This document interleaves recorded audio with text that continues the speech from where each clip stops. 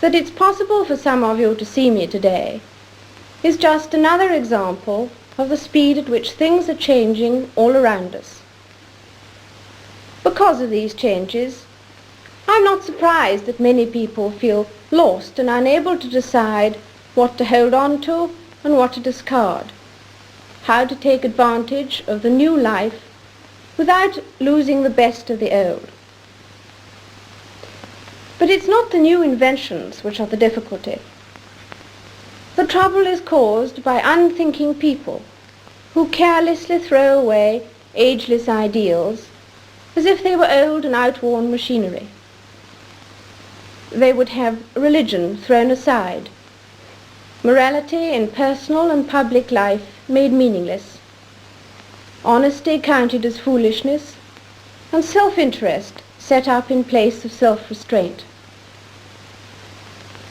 At this critical moment in our history, we will certainly lose the trust and respect of the world if we just abandon those fundamental principles which guided the men and women who built the greatness of this country and Commonwealth.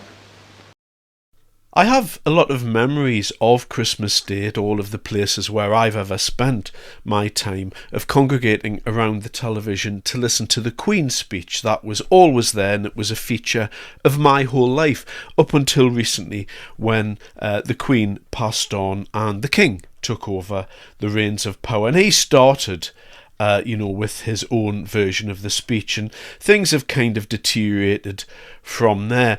And on Christmas Day this year, we were treated to another lecture by His Majesty on multiculturalism. And at this stage, it's not so much annoyance or anger. I'm just kind of bored with the King now. Every time he opens his mouth, it seems like he's just kind of this predictable World Economic Forum outlook, this globalist outlook, communities need to come together. And it's so off-key and so off-kilter as how everybody's feeling. I think just as Simon Danchuk in this little clip I've got for you here is going to tell you, people have had it up to here with this rubbish, and it's not working anymore. All of this talk is completely out of date in 2025. The King said it throughout his speech yesterday. Yeah, I really liked it. Yeah, though I have to take issue with some of what he said. He talked about, diversity and all the rest of it, and I have some concerns about that. This idea that multiculturalism has worked in Britain, that we have to celebrate diversity, and my challenge there is that it's all one-way traffic. It's all about Christians being accepting of Muslims, not Muslims being accepting of Christians.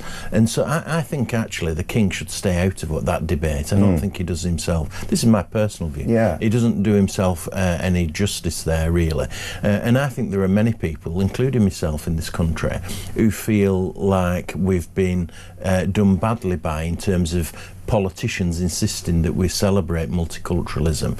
I think it's been a failure from a political perspective in this country, and people are fed up of being asked to celebrate diversity because they can see that in many respects it's people from a Muslim background and Islamic faith who've been committing various assaults and crimes on the people of Britain, and people have had it up to here with it, to be quite honest. On a serious note. On the King and how I feel about this going forward, it's reached a stage with this King where he's lectured us so much. I'm just switching off from the royal family. I don't want to disband the royal family because I know a lot of people, on the left particularly, they do want to do this. I am a royalist in that respect, but I think the brand has been damaged to the point so much with the current King. I'm just going to switch off and just allow this to run. The King's lost all of my respect. His framing of our society, speaking at the World Economic Forum, lecturing people throughout the whole of his time on climate, still going on now, talking about Islam and other faiths. It's just completely wrong. And, he's going to be remembered for this. He won't be remembered for being a guardian of the crown and, somebody that respected our traditions and really elevated how people view the royal family. I think this king is going to be remembered going forward as somebody who was part of the decline of our country. And I didn't like the speech. Lots of people online seem like they didn't like it either. And, from here I'm just, switching off from the royal family completely. I just think, we'll have to wait until the next one comes along and, see how they're going to approach it. But no doubt that'll be Prince William. And we'll see how he fares. I know that he was recently at the climate conference, sticking his nose into climate change. So perhaps we shouldn't be expecting too much from the royal families in our lifetime.